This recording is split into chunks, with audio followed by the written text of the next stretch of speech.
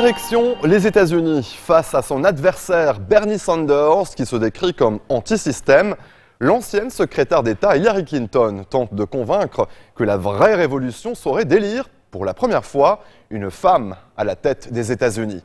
Un message qui passe bien auprès de l'ancienne génération féministe, mais peine à convaincre les jeunes électrices démocrates. C'est un sujet signé Noémie Roche. Elle est venue soutenir Hillary Clinton. Madeleine Albright l'assure, la candidate démocrate ferait une excellente présidente. Et pour convaincre les femmes de voter pour elle, l'ancienne secrétaire d'État a trouvé l'argument imparable. Beaucoup d'entre vous, jeunes femmes, se disent que c'est bon, que c'est fait. Mais ce n'est pas fini, vous devez aider Hillary Clinton. Elle sera toujours là pour vous. Et rappelez-vous qu'il existe en enfer un endroit spécial pour les femmes qui ne s'entraident pas. Mais loin de faire rire tout le monde, ses propos ont fait un tollé.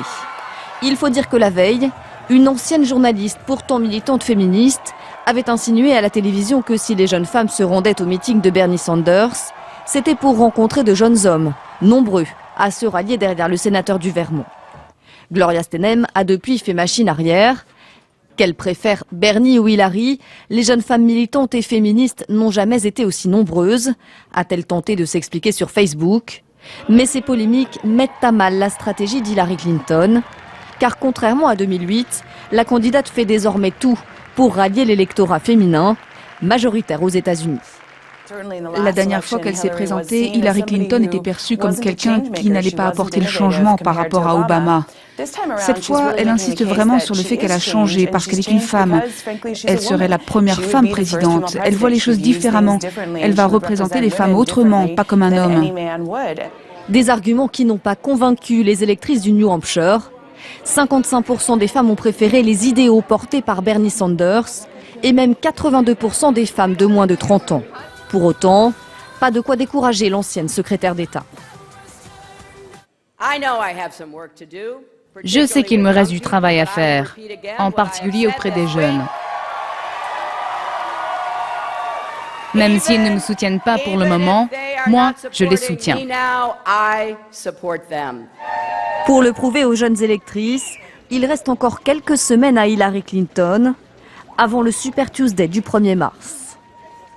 À 350 km au sud de Santiago du Chili, près de la ville de Parral, se cache un petit bout de Bavière reconstitué. Un lieu enchanteur qui, pendant près de 40 ans, a concentré l'horreur. Avec son hôtel et son restaurant, la Villa Baviera, anciennement Colonia Dignidad, s'est convertie au tourisme en septembre 2007.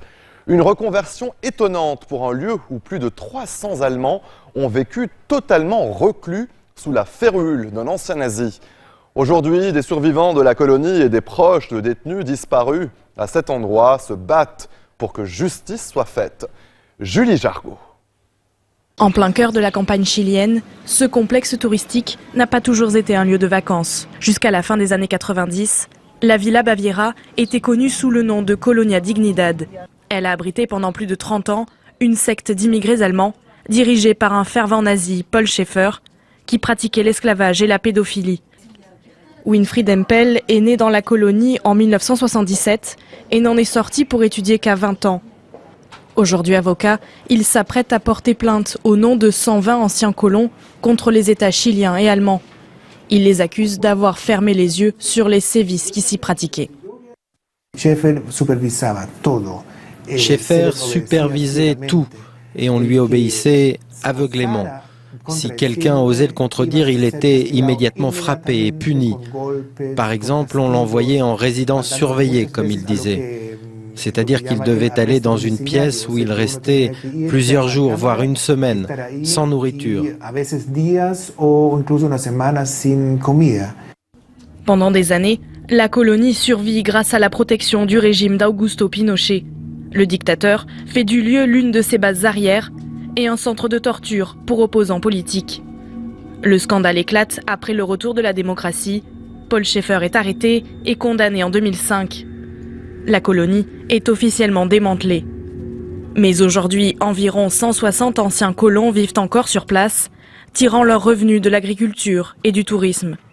Chaque année, le lieu accueille plus de 30 000 visiteurs. No es que queramos hacer negocio de algo. On ne cherche pas à tirer profit de quoi que ce soit, mais on développe cette activité parce qu'on a un engagement social avec des gens qui sont aujourd'hui âgés. Leur seul revenu jusqu'à la mort viendra d'ici parce qu'ils n'ont aucun moyen de travailler ailleurs. Soucieuse de redorer son image, la Villa Baviera se veut désormais un lieu de célébration de la culture allemande. De quoi faire grincer les dents des victimes et de leurs familles qui militent pour que le site soit déclaré lieu de mémoire. Que la hiérarchie actuelle de ce holding d'entreprises prétende faire du tourisme en un lieu de mort, de torture, d'esclavage et de destruction nous semble une aberration. Un manque de respect, une offense à la mémoire de ceux qui ont souffert et sont morts ici, et une offense à ceux qui sont toujours en vie et qui espèrent savoir un jour où sont les restes de leurs proches.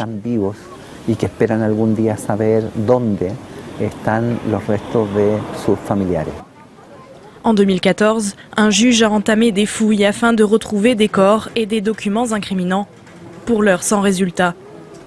Mais de nombreux témoignages attestent du rôle essentiel de la colonie dans les horreurs de la dictature. Plusieurs dizaines d'opposants auraient disparu entre ces murs. Un petit bout de la cité syrienne de Palmyre devrait s'exporter à Londres et New York en avril 2016 en signe de résistance culturelle à l'organisation de l'État islamique. L'arche du temple de Bel, érigée il y a plus de 2000 ans dans la ville syrienne, va être donc reproduite à Trafalgar Square dans la capitale anglaise et à Times Square au cœur de la métropole américaine grâce à la technologie de l'impression 3D. Voilà qu'en l'espace d'un an, l'homme aura réalisé 2 folies. L'une criminelle et l'œuvre du groupe État islamique.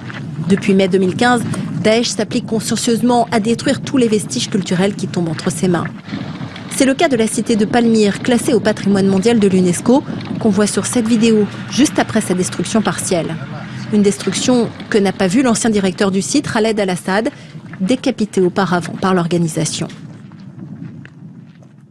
L'autre folie, bien plus pacifique, est scientifique et architecturale.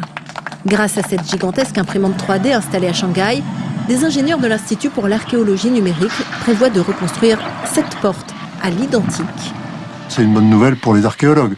Ça permet d'en garder plus qu'une trace qui soit photographique, de dessin, de représentation 3D sur un écran d'ordinateur. C'est quelque chose de plus concret, de plus visible. Ça permet de s'en approcher, de circuler d'une certaine façon dedans.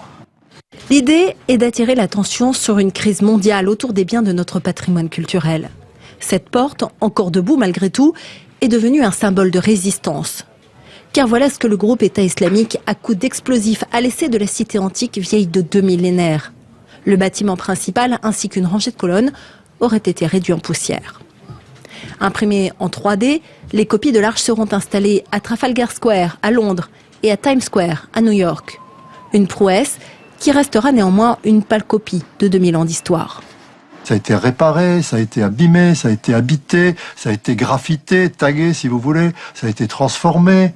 Bon, et c'est ça qui est émouvant quand on visite les monuments, surtout quand ils sont très vieux, c'est qu'ils ont tout ce vécu. Ces représentations sont la première étape d'un vaste projet visant à reproduire les principaux monuments historiques mondiaux. Restez des nôtres, on se retrouve après cette très courte pause. À tout de suite.